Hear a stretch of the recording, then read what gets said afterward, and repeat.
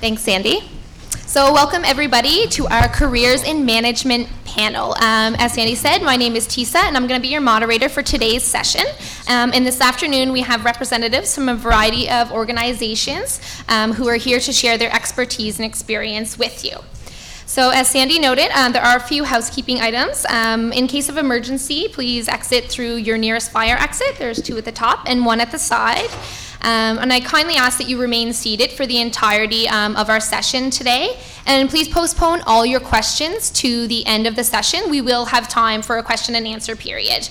And finally, as many of you know, this is a Learning Passport eligible event. And in order to keep things efficient, I ask that you have your Learning Passport filled out before the end of the session, just to keep things going through the door. And at the end, I'll make an announcement of who you can see to receive your stamp.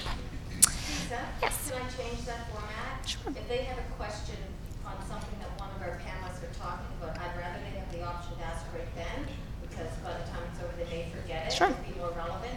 That's fine with me, and I'll just let you know it is being live streamed, so if you do have a question, if you could just stand up and speak your question, and then I'll repeat it into the mic for those who are viewing in from NSCC. So we'll get started.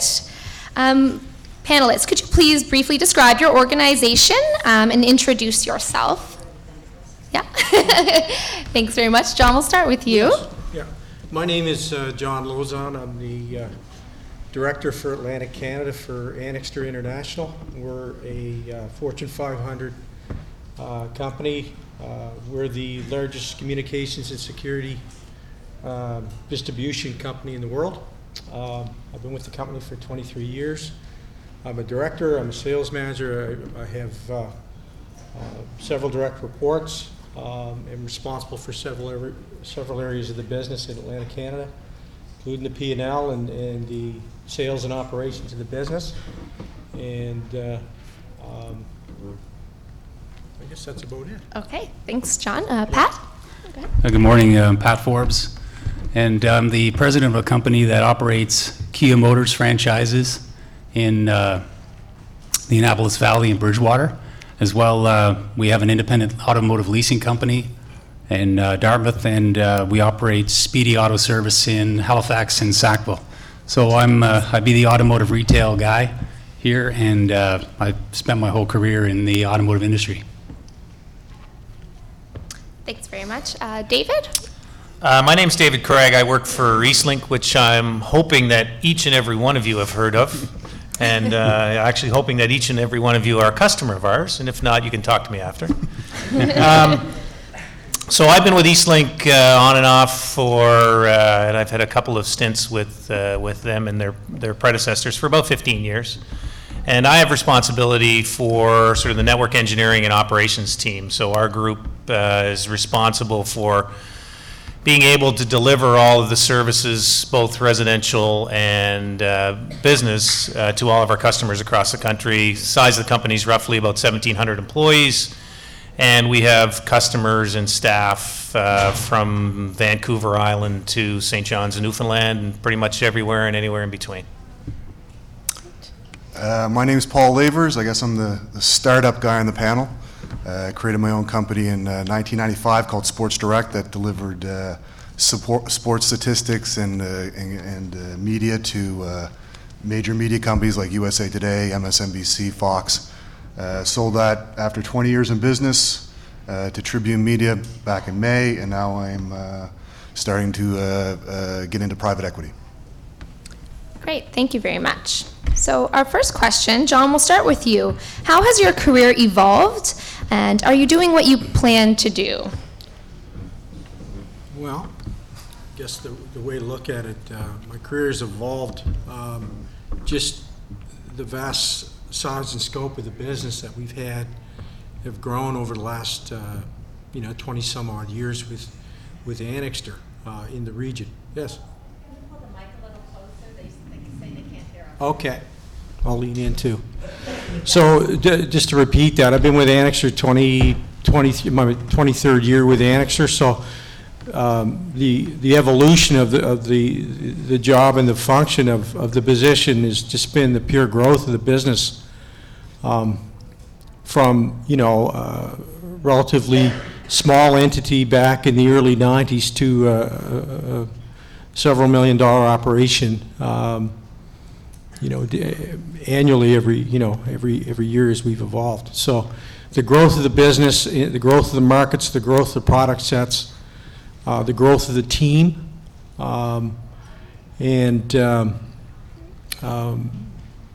it's just the constant evolution of that. I think that's what I would cite. Great. Thank you. Pat?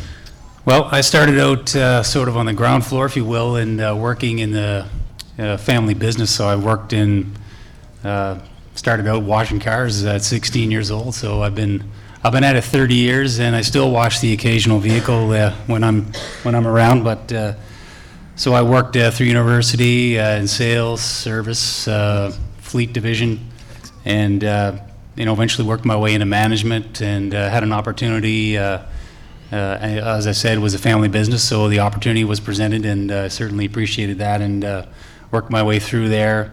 Was once a Saturn dealer, and that ended during the financial crisis of 2008 and 9, and then looked for a new opportunity and found a new investment opportunity with Kia and the Speedy Auto franchises. So had to deal with a little bit of adversity, but overall, I would say the career is on track, and that I'm dealing with the automotive industry, and that's what I enjoy. Great. Thank you. David? Interesting question. Are you doing what you plan to do? Assumes that you have a plan at some point that you're trying to align all of this stuff to. If I think back to the year I graduated, which was not yesterday, it was actually 1987. And when I was at Tons, I think my near-term plan was to get a job and buy a car. That was kind of what I thought most about at the time. And I'm being a little bit facetious, but when I was certainly taking engineering at Dal and Tons,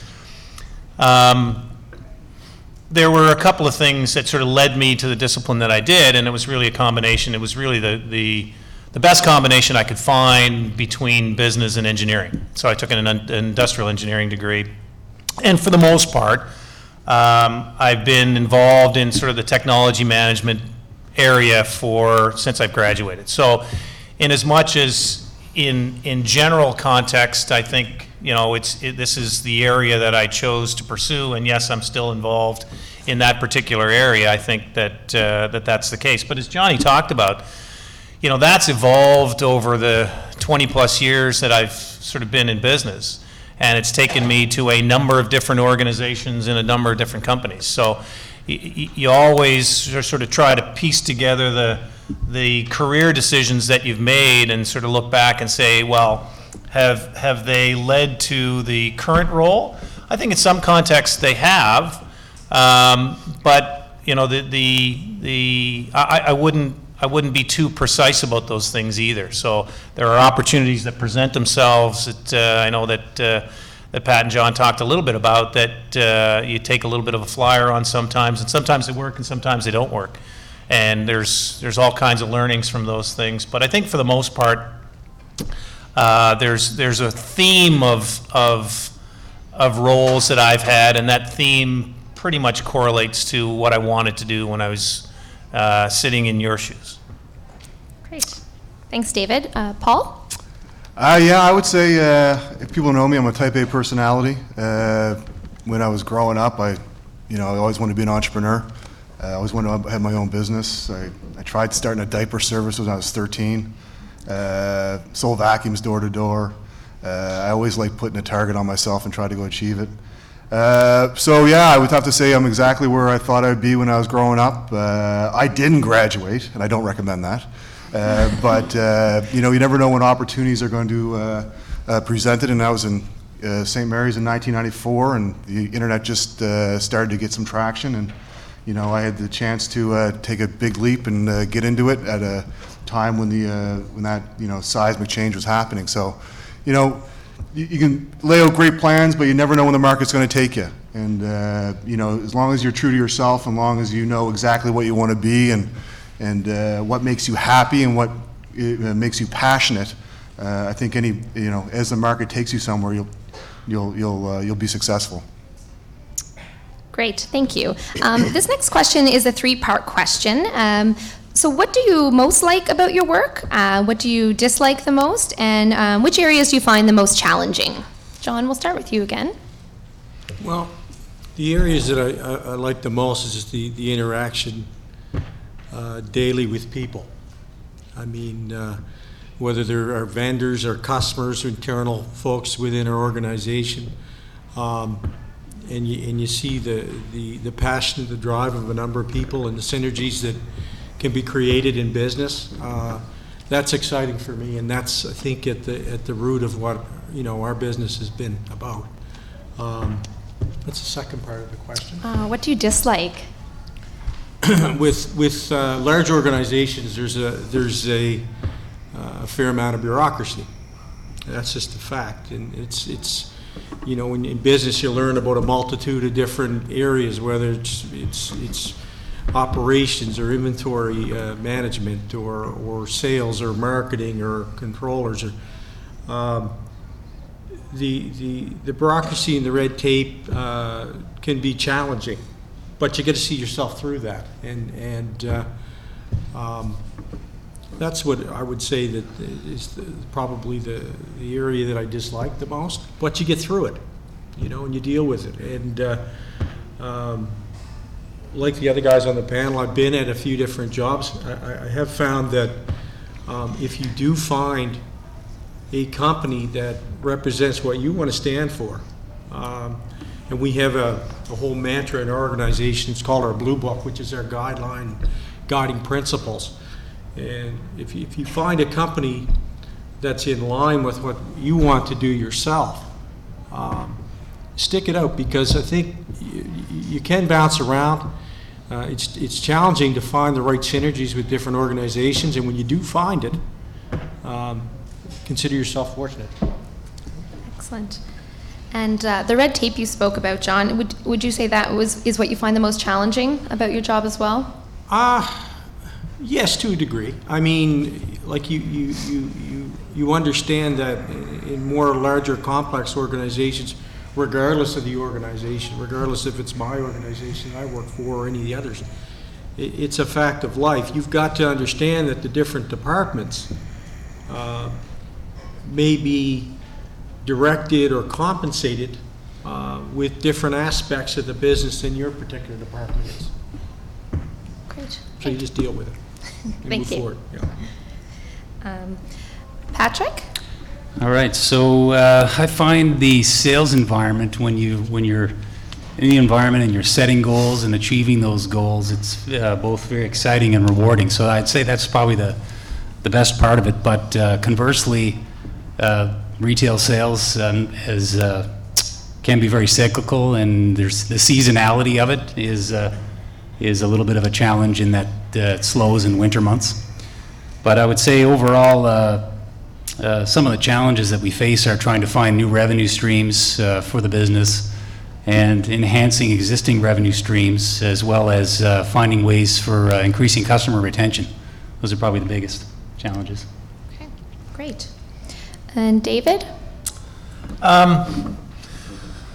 Paul talked a little bit about sort of, and I know Johnny alluded to it earlier, about sort of finding that sweet spot that works for you. And so I've had the opportunity across my sort of checkered past, where I've worked in large multinational companies, 80,000 employees worldwide, to small startups where you're worried about making payroll for the next week. And so there's a stark difference between those two environments, and people will have a tendency to thrive and survive in sort of one of those bookends or somewhere in that continuum in between. In our case now, I work for so Eastlink's owned by the Bragg family, so we're privately held. And to Johnny's point, that really allows us, and as you know, we're in an ultra competitive market in most of the markets in which we play.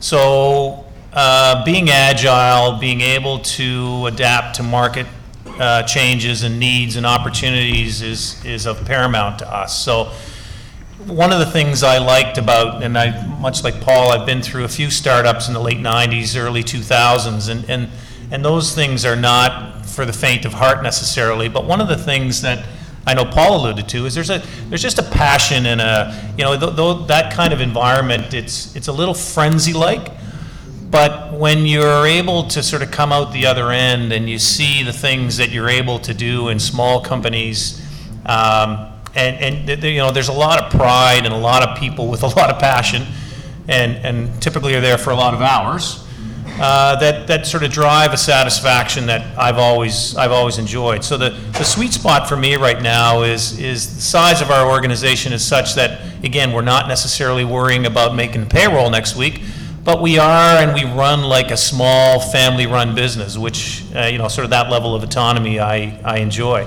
Much like Johnny, I've worked with some of those larger organizations, and he's absolutely right.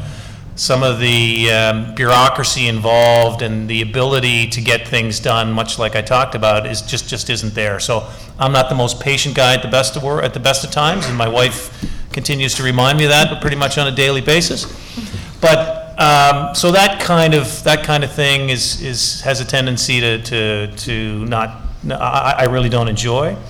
And I think the most challenging thing, and I'm sure the rest of the guys have seen this before, is we're always in a situation where we have more things to do than we have resources to do them with. So that could be people, that could be financial, and so that's a new challenge every day when I come to work. In that, what kind of issues are there today? How do we prioritize what we need to be able to do, such that we're making the best use of those limited resources that we have? Excellent. Paul? What was it? What I like the most about entrepreneurship, I would say the scorecard. Every day you have a scorecard. There's no one else that affects that scorecard as much as you do. It's what you think about at night. It's what you wake up in the morning thinking about. Having that ultimate responsibility, I think, is what I thrive on. That's what I probably like the most.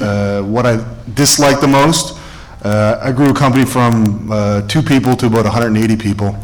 And I think there's a book called The Tipping Point. And it's like, I think he says at 100 employees or something like that, things get weird. And it's true. It's honest to God true. Like up from 2 employees to say 50 employees, everyone's on board, everyone's go, go, go. Very easy to create culture. Very easy to motivate people, and then once you start adding more and more people into the mix, that's get tougher and tougher. So it became around 100 people. It became a lot more HR issues, a lot more management issues, a lot more time spent on things that wasn't like back in the early days of just trying to create new products, trying to get into new sales channels, trying to get new deals, more revenue. So that's probably why I didn't like. I say I liked the least about that experience. And what's the last one? What do you find the most challenging? Oh, global competition. It's, I'm in the IT and media space, and man, anyone connected with a laptop or computer around the world can compete against you. So it's, if you don't have the best ideas, you don't have the best innovation, if you're not minding your balance sheet, and I went, from 95 until 2015, I had the dollar at 63 cents, and I had the dollar at $1.10 versus my competition. So managing that, those, type of environments were completely different. It's really easy to make money when you're getting $1.60 for every US dollar you take in, and it's really tough when your competition is now in reverse of that. So, when you get out there, you're not, if you're especially in IT and media, you're not competing against the company down the street. You're literally competing against everyone in the globe, and that is a really, really big challenge these days. Maybe just add, what Paul hit on something. Growth is really, really tough for an organization, especially if that growth is through acquisition. So back about, I guess it's about 6 years now, we made 3 acquisitions in 2007 where we doubled the size of the company in about 2 months. So we went from about 800 employees to about 1,600 employees. And what Paul said is absolutely right. So each of these companies have their own culture, they've been in their own market, and they're typically regional telecom companies, much like we were on the East Coast. So the challenge is, if you can imagine, is to integrate those such that you get the benefits of making those acquisitions in the first place.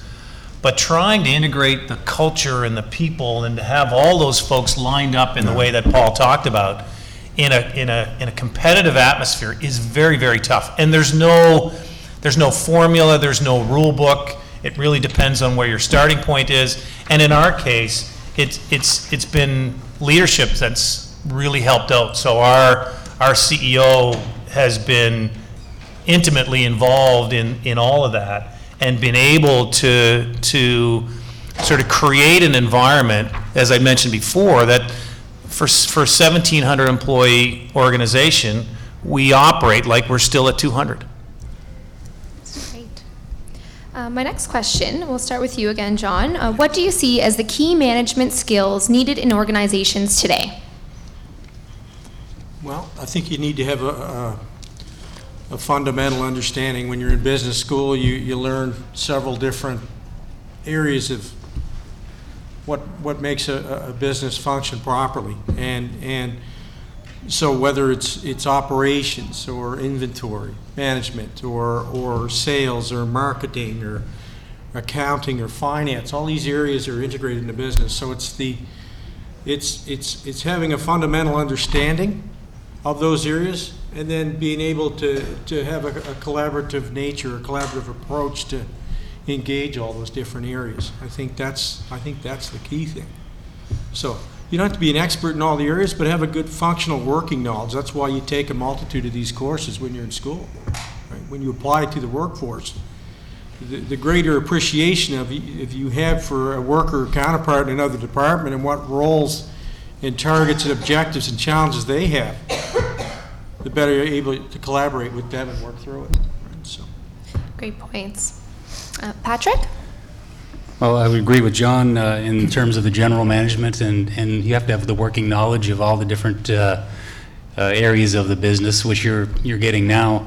And I would say you really need to be able to embrace change, and because it just changes so rapidly, as Paul had indicated.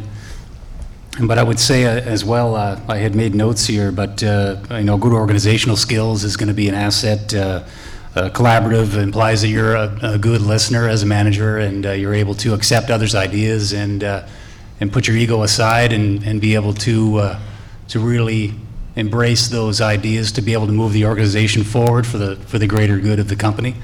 And I would say also your employees will expect you to be consistent in your decision making once you've established the processes and implemented any changes or just the way that you see your vision for the company or whatever department that you're responsible for, that you be consistent, because that gives your employees a structure and what they can count on and for your success. Great. David? I'd echo Pat's comment about the listening skills. You're going to find yourself, you potentially could find yourself in a situation where you have people working for you who are much more knowledgeable than you are in certain parts of the business that you have responsibility for. And that's always going to be the case. As a manager, you're not expected to be the subject matter expert in everything. But I guess there's a couple of pieces to that. First is surround yourself with very good people, and surround yourself with people who have, quite frankly, complementary skill sets to the ones that you have. And as Pat said, listen to them, trust them, support them, make them accountable, all those sorts of things. But there's a unique balance there where you have to be comfortable in managing a group or a department or whatever the case may be, who know more about the subject matter than you do. And that doesn't come easy, but it is an ability. But that's something that in order to succeed, you're likely going to have to adopt at some point. And I think the one other thing that I'd mention is, certainly from what I've seen anyway, especially as you get to more senior management roles, the ability and I remember this one individual who used to be a chief financial officer for an organization I used to work for. he had an innate ability to focus on the things that were really important if he was faced with a complex situation or opportunity. So you have to take action of some sort, and I think the ability to sort of, and this is where sort of I think the listening skills are so critical, to be able to understand the entire situation, whether it be a risk or an opportunity, or the case may be, it might be an investment opportunity for that matter, and sort of boil down all of the noise to the 2 or 3 things that really matter, and then be able to action those. I think if you can start to, and there's, again, those are things that are tough to learn in a classroom. I think it gives some of the things that I know that you guys have in front of you are going to help to sort of create the foundation to do those things. But it's certainly as you grow your experience level, those sorts of things become huge assets going forward. Great. Paul? Yeah, problem solving, innovation, and change management, I think, would be areas that are going to be really relevant for you guys as managers here in the next decade. I heard an interesting stat the other day, a little tidbit. In the from the first 4.5 million years humans were on the earth, the average life expectancy increased 11 years. And over the last 100 years, it increased 44 years. So you just look at the technological change that's taking place on the globe. Like, who would have thought 20 years ago becoming a cab driver would have changed over the next 50 years, and all of a sudden Uber comes along and is a earth-shattering change for that industry. So whatever you get into, you think you can do a big business, and all of a sudden big businesses merge, and that creates a heck of a lot of change. With a global economy, a global workforce, technology that's in every corner of that earth, your business that you get into will change on a monthly basis sometimes. So if you can solve problems in association with that change, if you can innovate new change and manage change for your employees, your skills and your employment will be very valuable to any company that you're employed with. Great. Paul, on that point of change, how would you prepare for those changes, that are coming, and how do you manage them? For students in those situations, how would you say they could best manage these changes when they come? Well, I don't think it's different. I was CEO and had 5 or 6 VPs, and those VPs had 3 or 4 managers underneath them. But I don't really think the approach was any different for any one of them. It really comes down to planning. Really comes down to really sitting back and taking the periodic time to say, every quarter we're going to look at the business. Every quarter we're going to look at what we're done. Was it successful? Where do we spend our resources? Okay, what's happening in the marketplace? Is our plan relevant now as it was 3 months ago? If it isn't, okay, we have to change. You don't change tomorrow, you don't change next month, you change at that point. So it's really that, putting the process together that gets you to a point to decide the change, and always having that as very structured. So you meet on a quarterly basis, you meet on a biannual basis, you meet on an annual basis. You have a weekly meetings with your senior team. You have scrum meetings with inside the organization with the managers and the staff, just to talk about what's the next 2 weeks look like. So I'd put it down to planning and really having a good structure around that is the catalyst to start talking about change. And then once you decide the change, getting aggressive in that change. And then I would say, you can't have all that without really strong communication. So once the message is changed, why are you changing? Having everyone, all your management team, all your employees understanding why you're doing this, how you're going to do this, what does it mean to you, why are we doing this as a company? The more efficient you get at that, and it's really easy to communicate that today, will enable the change to take place in a much more expedient fashion. Great. Did you have a question here? Yeah, go ahead. So you were speaking a little bit about innovation and what are the skills that your employees or supervisors need, right? So when do you let them give you ideas or innovation ideas in order for you to create or make an effective operation managerial, you know what I mean? Yep. Do you allow them to do that? Absolutely. You just don't want death by consensus, right? It's all about, getting all the stakeholders, and again, that comes back to process. So are we going to brainstorm about where we are this particular product today? Okay, let's bring all the stakeholders in. Let's give everyone their input. But at some point, you have to take that input and make a decision, because you're going to get a wide swath of ideas, path plans, and experience. So as a manager, you want to take all that information in, and then if there's key people that have experience in sifting through all those ideas, you get together with them, you task them to drill down a little bit more, and then at some point, someone's got to make a decision. And you can't shy away from that. You know that it's sometimes 50-50, and that you can't, no one has the right answer to every question. But you allow yourself to fail. You know what? I've made a living off failure, and I had a failure model. You're going to come up with you have your skill set, you have your experience, and you have communication, all which feeds into a strategy. And whatever that strategy is, you attack it with vigor. But at some point, you're going to know whether that strategy worked or not. The moment you know, you make a decision. Did it work or not? Okay, if it didn't work, you get back up, reform a strategy. If it did work, you double down on it. But never, ego kills businesses. Ego kills business.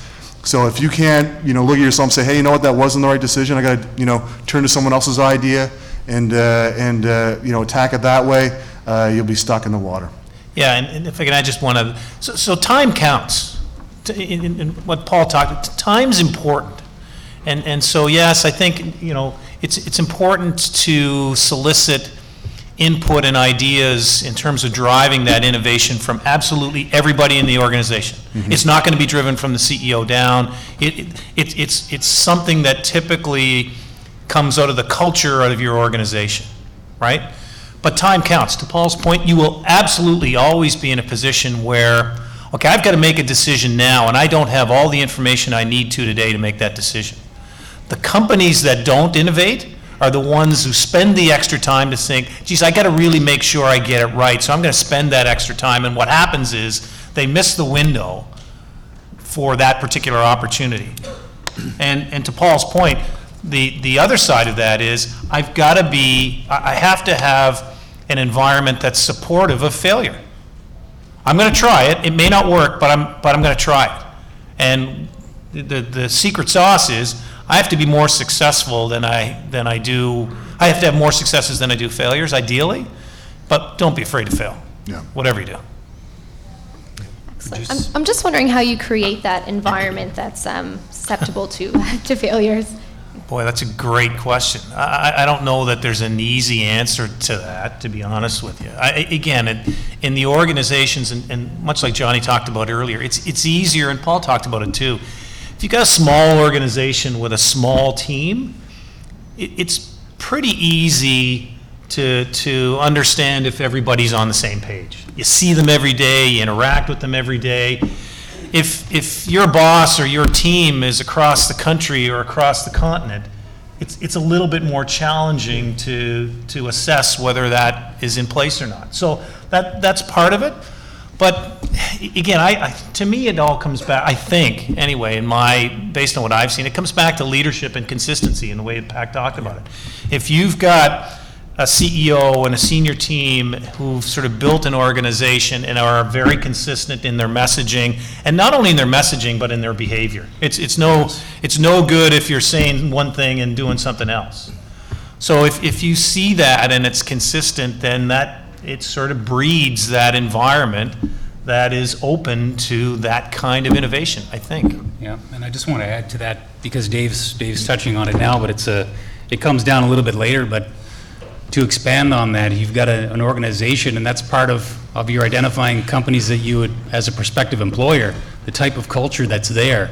Does it support that type of behavior? Does it allow for innovation and for failures outside of its core business?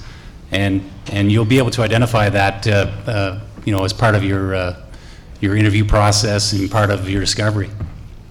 And every year, when you're doing your business plans, there'll be a large section in there for growth. So to grow your business, you can't just keep doing status quo every year. So you have to take the chance or take the risk of failing, but pick something and continue on up the path.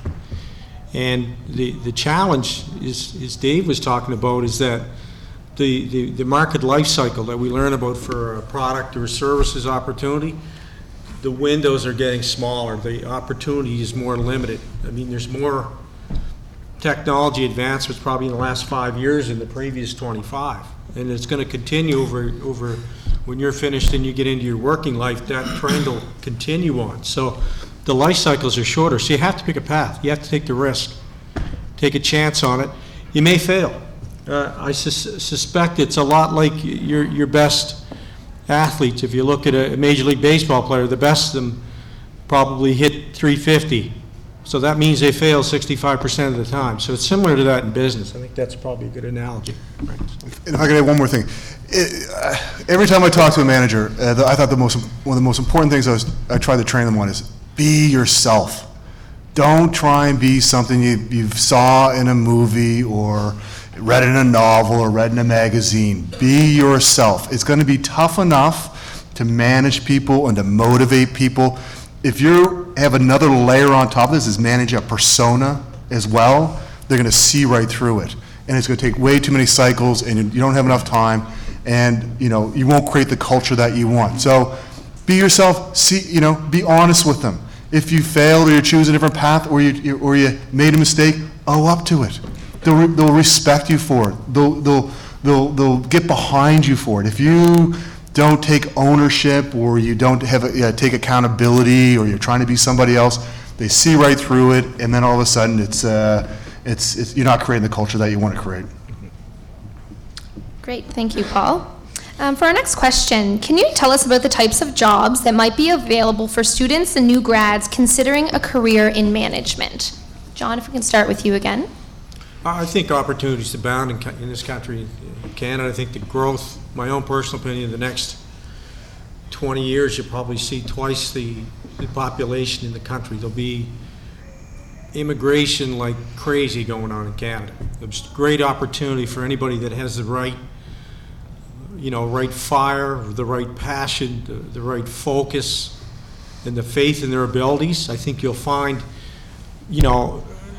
don't wait for a job to be posted. If you want to work for an organization, apply to that organization. And if it doesn't go well the first time, go back again and again. Continue on. Follow your passion and be confident in the skill sets that you have. And then I think there's great potentials across the board. All the different departments that I talked about in most organizations, wherever your skill set leads you and whatever your passion takes you, there's opportunities in all those areas. Great, thank you. Pat? Well, I looked at it from my own business, and it reaches well beyond the dealership level, but within that there's sales management. Of course, right across any industry there's that opportunity. Service, parts management, customer relationship management, as well as industries or beyond the retail level, there's commercial banking. Most of the chartered banks have support for the auto industry. There's manufacturer area representative jobs, management. So there's lots of opportunity if I'm speaking specifically about my background. Great, thank you. David? Yeah, I think similar to what Johnny said, pick a theme. Pick a theme, but don't be too specific. Be willing to learn. There are so many opportunities out there, and the reality is you don't know what you don't know yet. And what I mean by that is there are so many things that you may have interest in that you just haven't been exposed to. And so if you know that you're interested in a specific general theme, whether that be an industry, whether that be a functional area, I'm interested in HR, I'm interested in finance, I'm interested in marketing, I'm interested in sales, whatever that might be, functional area that may or may not span a number of different industries or industry verticals.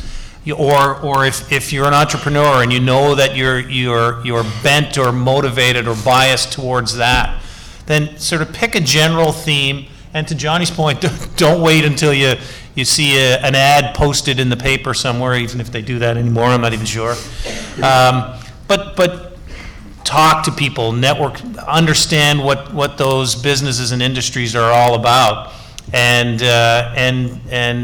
you know, sort of follow that passion, follow that theme, and it may sort of take you in a bunch of different directions, but you'll likely end up with a meaningful role that's probably aligned there somewhere. Yeah, I agree with the panel. One thing I'd add is I always thought was a attractive field, and one that I think is going to grow is project management. There's you know, one way to get things done. It's managing resources, managing the plan, motivating people, you know, being accountable to deadline, budget, all that sort of stuff that transforms any business. So and they were actually very hard to find really good project managers, and they make a huge difference in a company. So anything that related to that, I think, is going to be a growing field, especially as you have resources scattered across the globe. Being able to really harness a project and be known as someone that can bring a project in, you can basically go to any corporation in the world. Great, thank you. Many students do not know what career to pursue, and I know we touched on this briefly with the last question, but do you have any further advice for students trying to decide on a career? You know, they're in school right now, they're not sure which path to take. Any advice to steer them in their direction? I know we talked about it a little bit, but for me, it's always been sort of three things. What do you like to do, first and foremost? What are you really good at? And ideally, if those things line up to where is there an opportunity, right? And so I know it's a little bit of motherhood and apple pie kind of stuff, but, and Paul talked about it a little bit earlier, is if you can follow your passion, and typically you're good at the things that you like to do. And if you can line those three things up, and again, you're fairly open in terms of you know, sort of geographically where you want to practice whatever it is that you want to do, then I think there's lots of opportunity if you do that. I think most people, you know, you go into business school, and I'd say the lion's share of folks really haven't decided on the exact career path that they want to take when they complete their studies.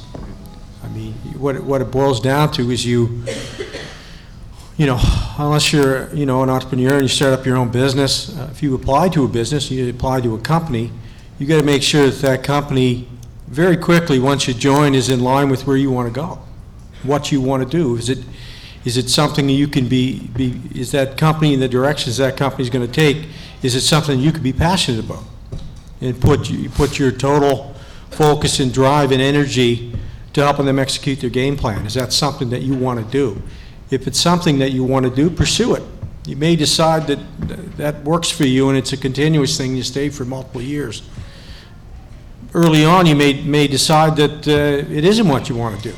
Then change your path. I mean, that's the beauty of it. You're going to have a clean slate to decide where you want to take your skill sets and your abilities. And you know, I know from when I put the human resources hat on, when I hire people, I hire their characteristics. I'm not so interested in their experience as I am in their character and their ability to help me execute what I put into a business plan, right? So, it's just thoughts. Excellent. Anyone else have another thought on that? I don't know about you guys, but listening to Paul up here, I'm ready to go to work for him. Pretty exciting. No, I would just say, you know, it's maybe a little bit of a trial and error. Pick something that you're interested in. Maybe you need to work there for a little while to see if reality meets expectations. And so there might be some trial and error involved before you find the right thing, but you're acquiring the basis for a good career in management here. So it'll only you know, morph into something that you're passionate about, something you're interested in as you try it out. Yeah, don't sweat it. Like, things change. You'll change, right? Make sure you keep your options open. Keep educated, keep current, keep connected with other people, and find out what their experience is, because you never really know exactly where your life takes you. But the only thing you can ever do is back yourself in a corner, and never do that. So my advice to you in terms of profession and career path and all that sort of stuff is, stay educated, stay current, and don't sweat that you don't have it all figured out at 23 years old. Great, thank you. For our last question, what can students do now to best prepare themselves for success in today's business world? And this could be anything from groups that you suggest they get involved with or individuals they meet, things like that. I'll start with you, John. Well, I think take your career path in a direction that I think aligns with the trends of the emerging markets. I know in our particular business, and it was discussed already on the panel, like the project management professional designation is something that's very attractive to our business, particularly in a supply chain. We do a lot of customized rollouts for clients in multiple countries. And if you're passionate about looking at a project from its inception to its fruition, that may be a good career path to enhance your skill sets in that area. But it's like anything. If you're strong in the accounting or the finance vein of the business, you may want to pursue a controller designation. If you're strong you have a pretty good working knowledge in that area, but you really want to get into the marketing or the sales end of the business, pursue that. I mean, there's a multitude of different areas that you can do. We're constantly looking for operations professionals as well, because that's a key area of the business. Without a solid foundation for operations, no business works. So there's a multitude of different areas you can really put your passion and your focus in. But have that drive and that passion. Have it emanate when you meet someone of influence to be able to get you a position in a company. Great, thanks, John. Pat? Well, I would recommend, as far as on a micro level and local area level, get involved with local charity, business groups, Rotary. Progress Club is one that comes to mind, is a very good organization, does some good work. But what you're getting involved with is similar-minded people when you do that, and making a connection. So you're growing your exposure to people that are business owners or professionals. So that's an opportunity that you may want to explore.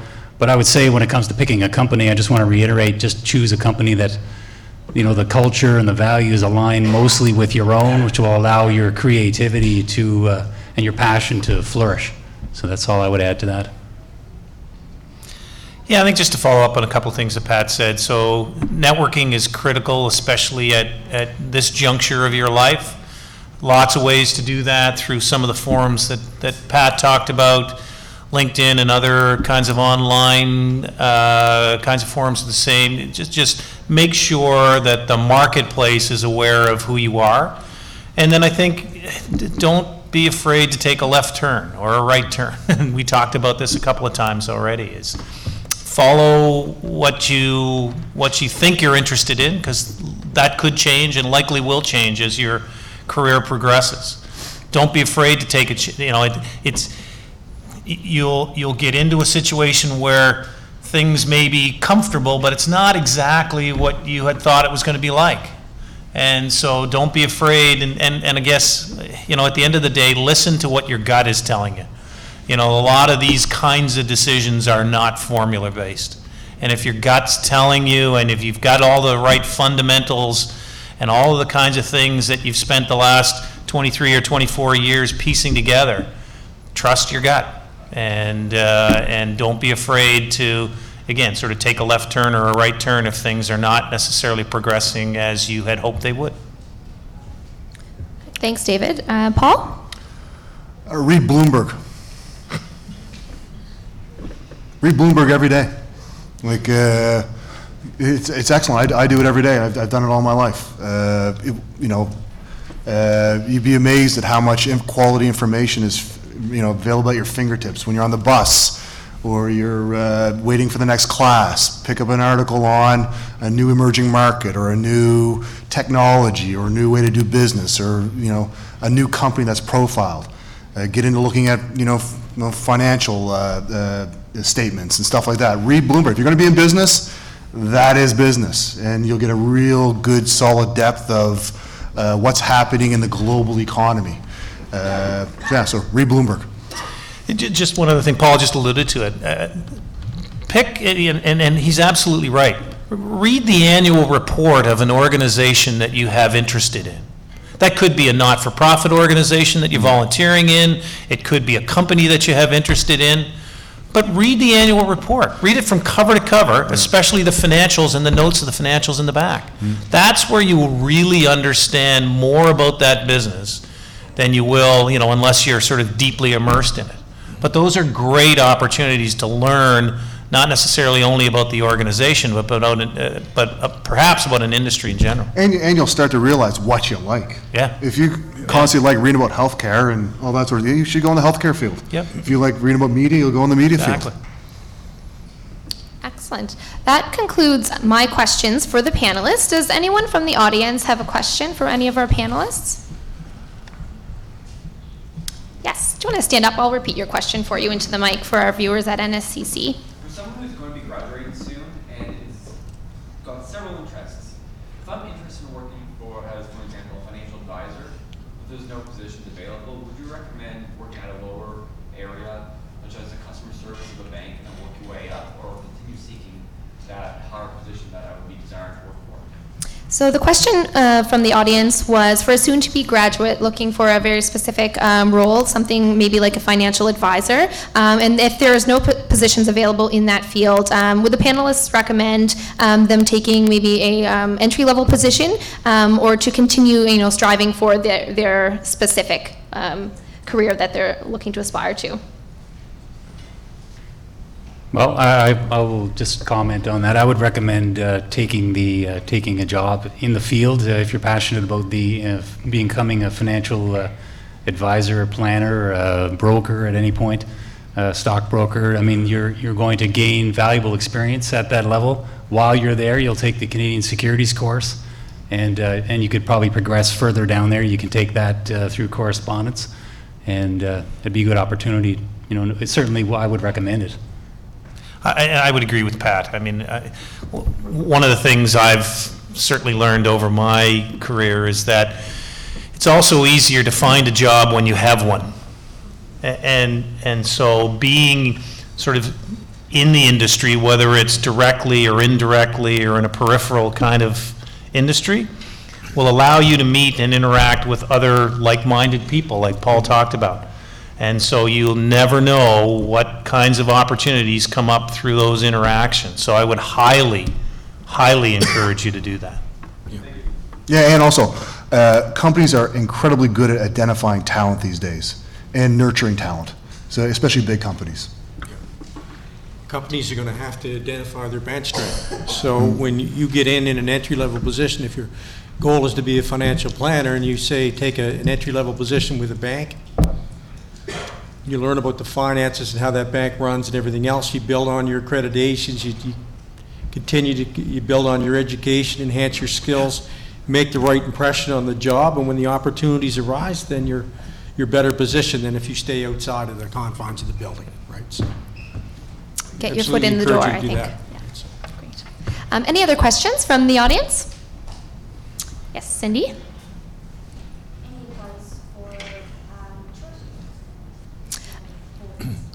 The question was, do you have any advice for mature students coming into the field of management?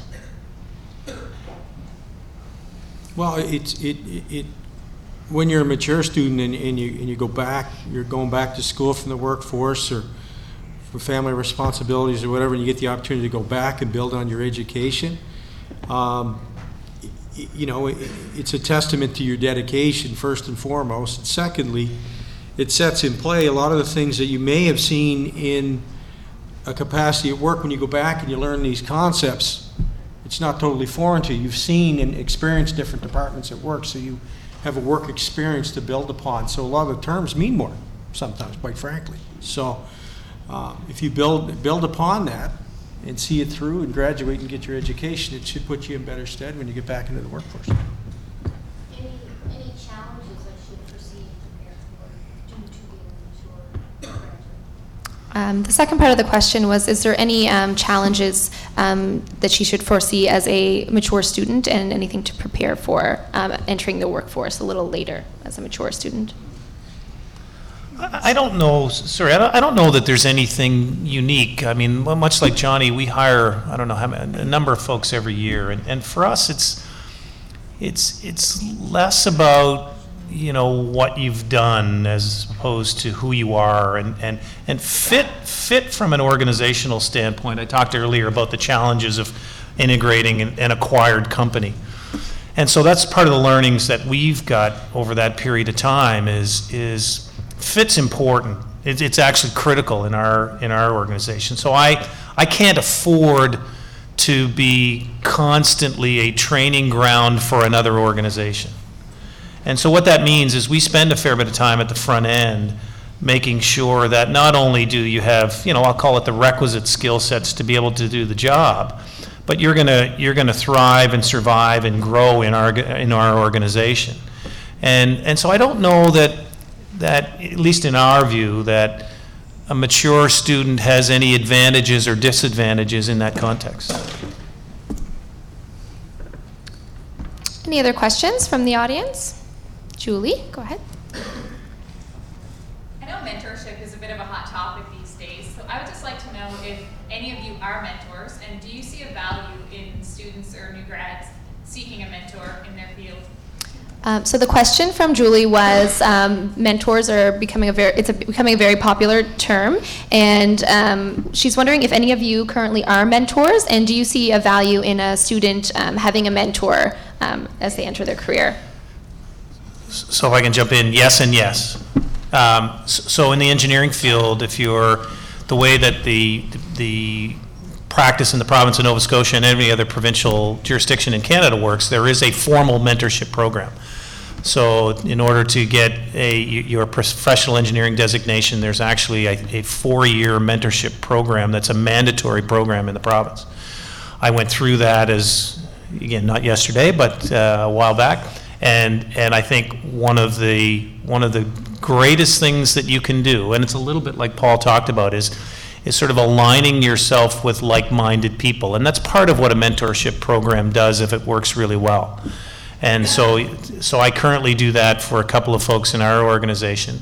But, you know, if you think about and the experiences that you've heard from the 4 of us today, if you can find that like-minded individual, and certainly they're passionate about what they do and sort of continuing to develop the next generation of managers and CEOs in this part of the province, we'll all be better off. Mm. Thank you. Any other questions from the audience?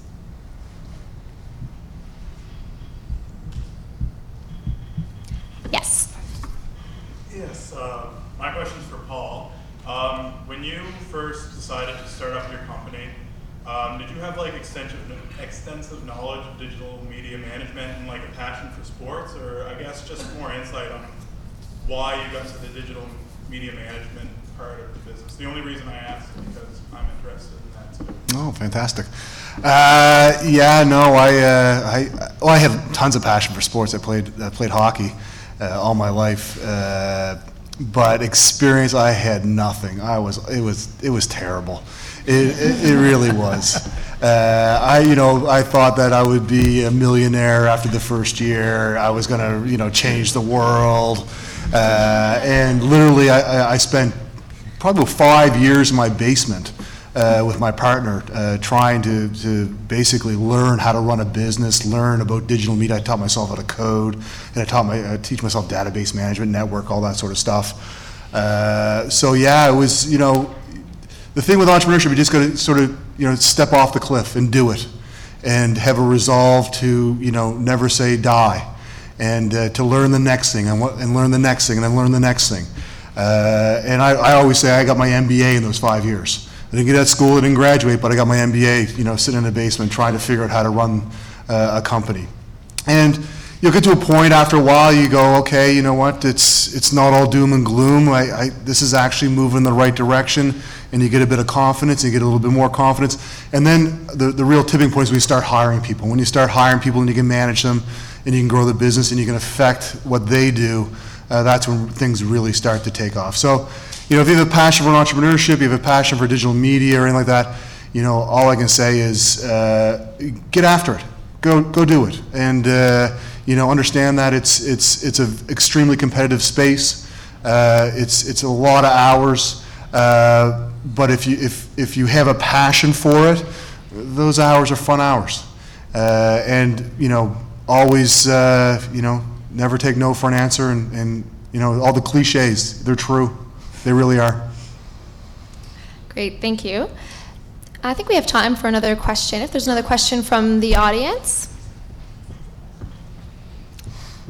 Don't be shy.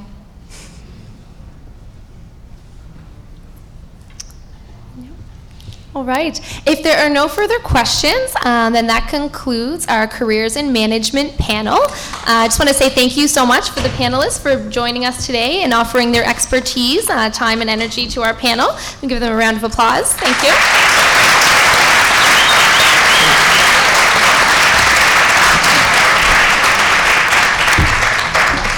So for those of you looking for a Learning Passport stamp, please see Miriam or Scott. And Sandy has a small token of our appreciation for the panelists for attending today. Thank you so much. A little swag. And we have another panel in here at noon hour, but if anyone does want to talk to our panelists, they